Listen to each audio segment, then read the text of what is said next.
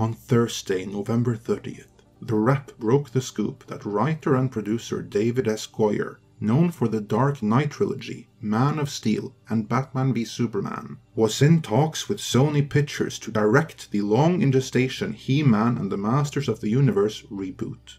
He is not new to the project, as he has been attached to it as a writer for some time already. At the time of making this video, Sony has neither confirmed nor denied the story. For the purposes of this video, I will assume this is legit. In this editorial, I will provide a brief recap of the efforts to bring He-Man back to the big screen, before looking into David Goyer's past history as a writer and producer. Then I'll share my general reservations about writers and producers making the move to directing, and consider some past examples. Finally, I'll look into Goyer's past output as a director, which frankly isn't good, and how the rights issues surrounding He-Man might have contributed to him being in talks to direct, despite his past movies. The attempts to make another He-Man movie date back a decade and a half.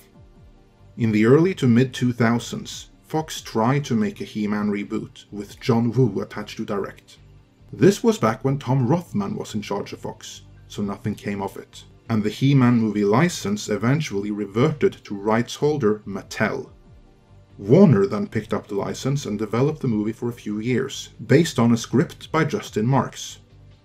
However, Warner also struggled with getting He-Man off the ground, so in September of 2009, Sony picked up the license. Under Sony, John M. Chu became attached to direct. Chu was mostly known for some dance and Justin Bieber movies, as well as for G.I. Joe Retaliation, which I actually rather enjoyed, but nothing would come of this either. Chu moved on, and a whole slew of writers came and went. At one point, Jeff Wadlow of Kick-Ass 2 fame was set to write and direct, and under his watch, the project at one point came really close to actually happening. So close that Amy Pascal giving the green light apparently was imminent. But this was just before she was ousted. When Tom Rothman stepped in to replace her as chairman of Sony Pictures, the project fell apart again, as he pulled the plug on the Wadlow incarnation of the movie. Rothman instead hired McG, who came aboard to direct the movie in January of 2016. In April of 2017, McG also was out as director, but Goyer had become attached as the latest in a long line of writers. This brings us up to current events, where Goyer is also in talks to direct. To put it mildly, I'm a huge fan of this property, so taking the glass half full perspective, I am ecstatic that McG is no longer in the running to direct, as none of his previous work even remotely suggests that he would have been a good fit for this. Goyer likes his movies dark and gritty though, so the question remains, how good a fit is he? As a writer, Goyer has a pretty decent catalogue behind him, but that catalogue does suggest that he is only as good as whoever he is working with on any given project. His most notable work is writing the Dark Knight trilogy for Christopher Nolan. On those movies, Goyer would add in more elements from the comics, while Nolan would steer him towards making the best movies possible. The same thing happened on Blade 2, where director Guillermo del Toro's influence helped bring out the best of Goyer, and Alex Proyas did that on Dark City as well. But when working with other filmmakers who aren't as strong storytellers as Nolan, Del Toro, or Proyas, Goyer's output is more of a mixed bag. You need only look at the Neville Dean and Taylor-directed Ghost Rider Spirit of Vengeance, or his work on Zack Snyder's Man of Steel and Batman v Superman. Granted, he wasn't the only writer on Batman v Superman. Chris Terrio did a rewrite, which if anything made matters worse, but it still goes to show the importance of who is calling the shots. Goyer has worked on TV as well, and as a producer. I haven't seen Da Vinci's Demons, the series where he served as a showrunner, so I can't comment on that. I have seen NBC's Constantine though, the short-lived series that he developed, produced and wrote. That's a series that I, as a fan of Hellblazer, found to be very disappointing. Lead actor Matt Ryan was good, so kudos for casting him, but the stories built up around him quite simply weren't up to par, and did not do the source material justice.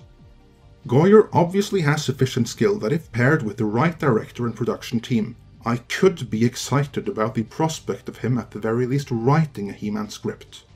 In this case though, Tom Rothman is the man with the final word, and that prospect does most certainly not excite me. Even if Rothman decided to take a hands-off approach and let Goyer make the movie he wants, how well does Goyer know the property? Will he write a script that does He-Man justice, or will he go too far in deconstructing it? Goyer has, to my awareness, not yet clarified what He-Man and the Masters of the Universe mean to him, so we really have nothing to go on here. Beyond writing the script, Goyer, a writer turned producer, may also end up directing, and that has me even more worried.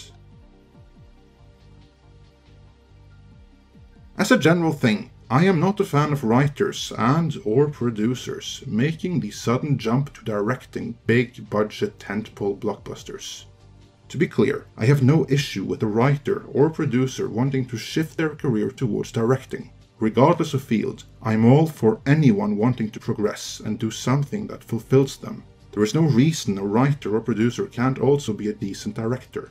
Consider Alex Garland. He started out as a writer of novels, turned a screenwriter, then producer, and then director with Ex Machina, and he absolutely nailed it. But that was a smaller scale, modestly budgeted feature, low on action set pieces. On the other hand, directing a big budget tentpole spectacle blockbuster like He-Man is bound to be is a monstrous undertaking and not something everyone can do, certainly not without prior experience.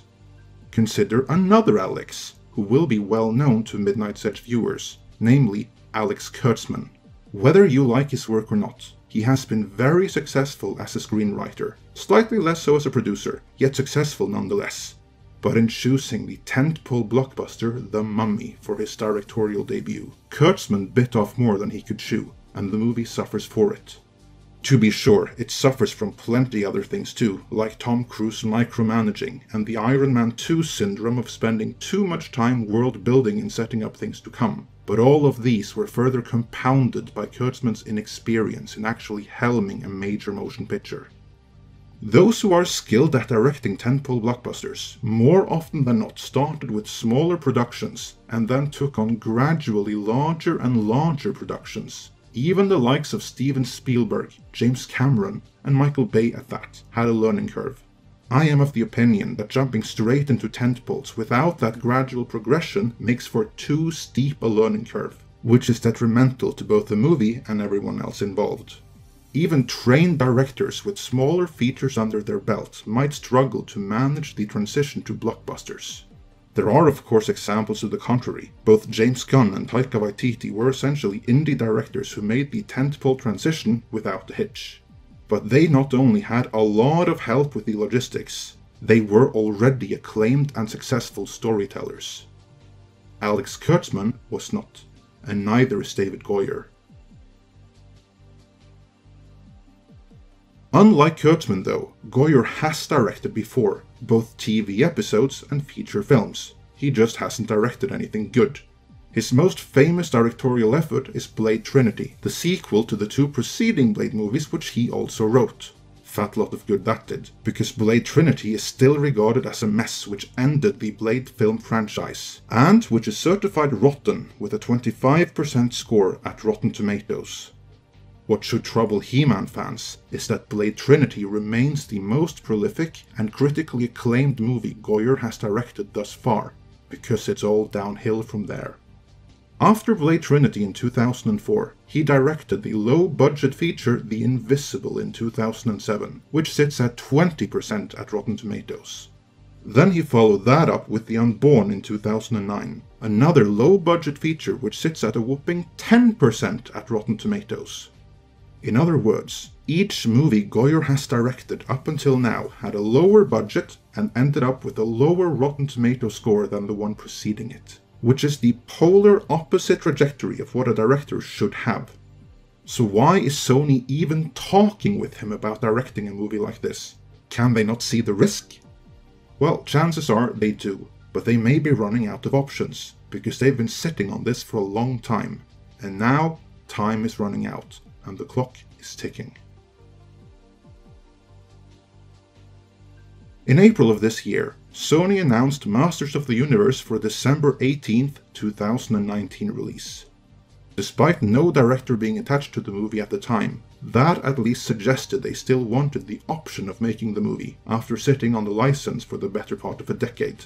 And that license, or rather its expiry date, might be the key issue here. From the leaked Sony emails, we've learned that unless a Masters of the Universe movie is released by the end of 2019, the license will revert to Mattel, meaning all the money Sony spent on acquiring and keeping the license and past takes and approaches that went nowhere would have been wasted. As such, they went ahead and announced the movie for a December 2019 release, not because they think that is the optimal release window, but because that is how far they can push the movie back before the rights revert.